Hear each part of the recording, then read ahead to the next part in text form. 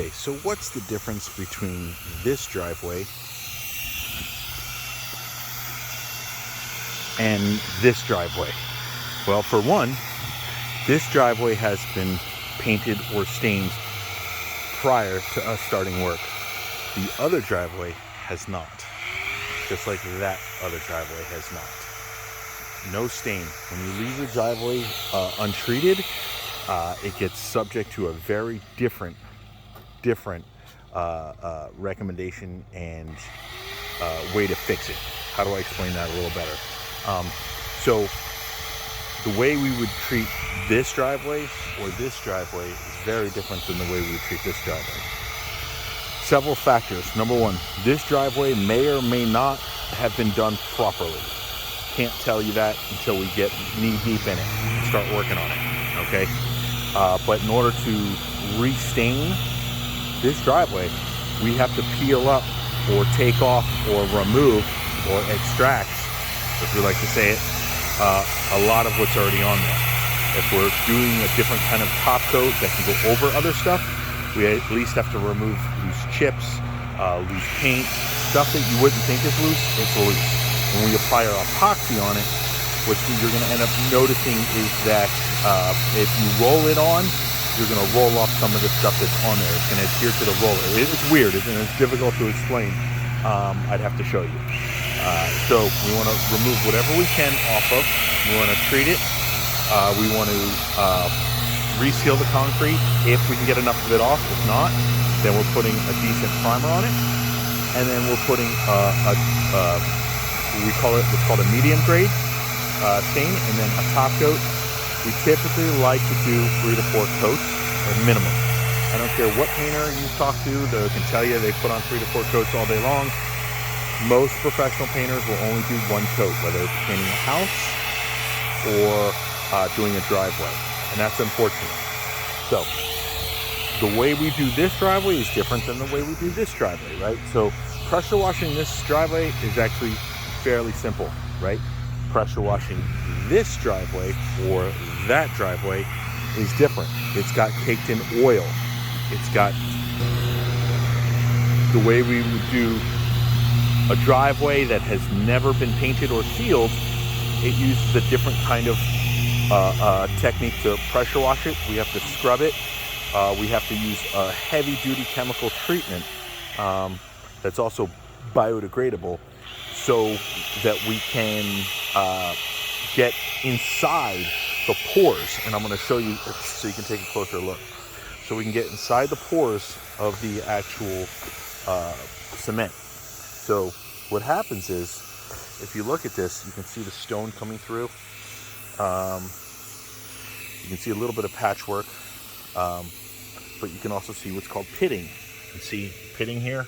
I don't know if you can, out close you can see right there. But there's pitting all over. There's pitting there, right? Very difficult, and that happens as we go up the driveway. There's more and more pitting. I don't know if you can see these from that distance.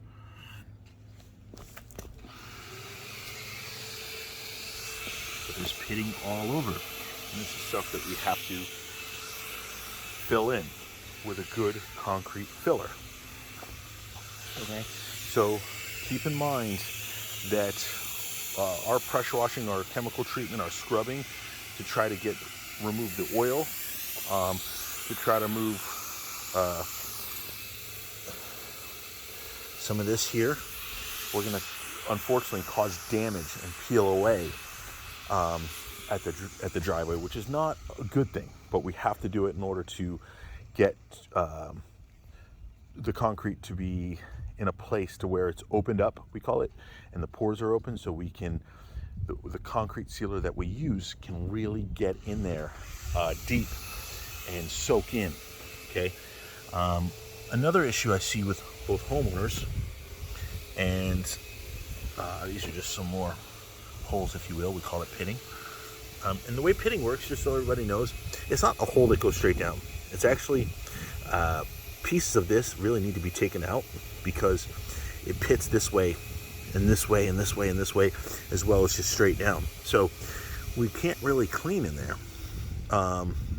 We can't clean in there because nothing can get in there well enough to clean it properly.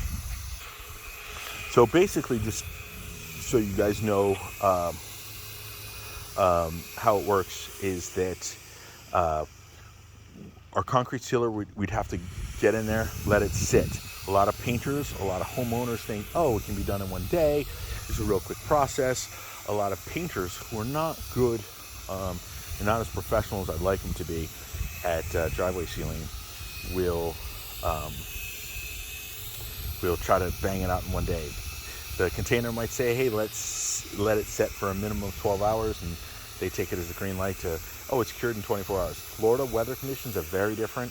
It's not ready in 12 hours, okay? So once it's sealed, we come back and we do a primer. We wait a few days, and then we come back and do we call it medium grade for the paint or stain. And then what we do is we use a top coat, and we put a top coat. Now, if you want it to last long, then you would go ahead and put a clear coat on top of that.